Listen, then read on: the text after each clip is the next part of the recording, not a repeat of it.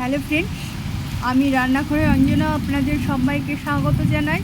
আজকে আমি বিয়েবাড়ি থেকে চলে এসেছি।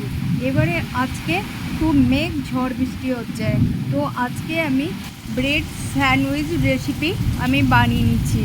তো আমার সাথে থাকুন, পুরো ভিডিওটা দেখতে থাকুন, আর একটা সাবস্ক্রাইব, তার সাথে লাইক, শেয়ার, কমেন্ট করবেন। চলুন তাহলে আমি কি কি উপকরণ নিয়ে নিচ্ছি দেখতে থাকুন। তো এটা আমি চুলার মধ্যে বানাবো, মাইক্রোওভেনে নয়। এখানে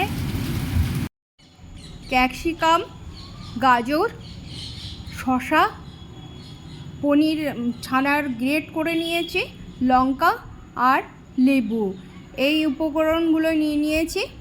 তো ভিডিওটা পুরোটা দেখে নেবেন, আমার সাথে থাকবেন, একটা সাবস্ক্রাইব করবেন।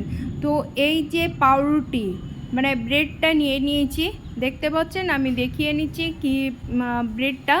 তো এবার নিয়ে আমি এই যে দুটো পিস নিয়ে নিয়েছি, এই পিসের মধ্যে আমি বাটার মানে পিনাট বাটার নিয়ে নিলাম। এবার দুটো পিসের মধ্যে ভালোভাবে মাখিয়ে নিলাম ছুরির সাহায্যে। তো ব্রাশ নিয়ে নিই। হ্যাঁ, এবার গ্রেট করা গাজর দিয়ে নিলাম।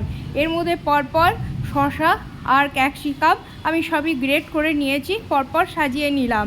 এবার গোলমরিচের গুঁড়ো দিয়ে নিলাম আর বিট লবণ দিয়ে নিলাম ওপর থেকে। বেশ, এটা আমি মাখিয়ে নিলে ভালো হতো একটা কোনো পাত্রে নিয়ে। তো আমি পুরো মাখিয়ে নিইনি, পুরো আলাদা আলাদাভাবে নিয়ে নিলাম। এর মধ্যে টমেটো দিয়ে নিলাম আর এর ওপরে চিজ মানে প্যাকেটটা কেটে নিচ্ছি, প্রচণ্ড ঝড় উঠেছে এখানে। এবার ওর ওপরে আমি দিয়ে নিলাম, তারপরে এর ওপরে আবারও একটা পিস দিয়ে নিলাম।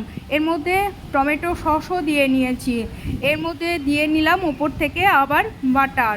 এর মধ্যে নিয়ে নিলাম ফ্রাই প্যান, বসিয়ে নিলাম, এই ফ্রাই প্যানের মধ্যে দিয়ে নিলাম একটা করে পিস আমি যে বানিয়ে নিয়েছি সেইগুলো দিয়ে নিলাম। এবার হালকা ঢাকা দিয়ে নিলাম, ঢাকা দিয়ে উল্টে পাল্টে এবার আমি এটাকে একটু লালচে ভাব করে নেব, ভেজে নেব উল্টে পাল্টে। তো আবারও ঢাকা দিলাম। তো এইভাবে বানিয়ে নিলে বেশ ঘরের মধ্যে ঘরোয়া ইয়েতে, আর নিরামিষ আমি টোটালি নিরামিষ বানিয়ে নিচ্ছি।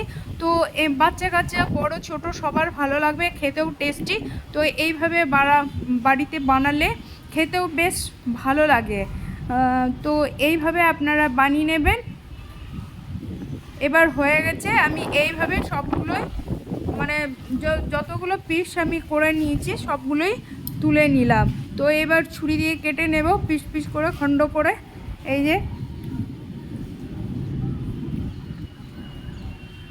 তো প্রচণ্ড মেঘ পড়েছে বা ঝড় মানে ঝড়টা উঠে গেছে, এই যে দেখতে পাচ্ছেন। এবার আমি ছুরি দিয়ে কেটে নিলাম পিস পিস করে।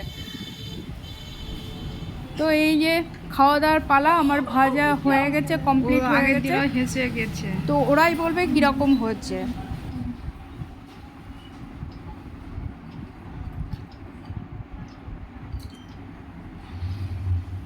ভালো হয়েছে রে, নিরামিষ খুব ভালো হয়েছে, ভালো লাগছে না।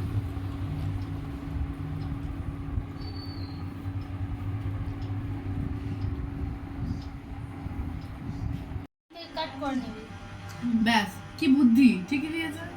তাহলে এটা আমি আগে কেন করলাম না? সত্যি। তো এখানেই রাখলাম, ধন্যবাদ।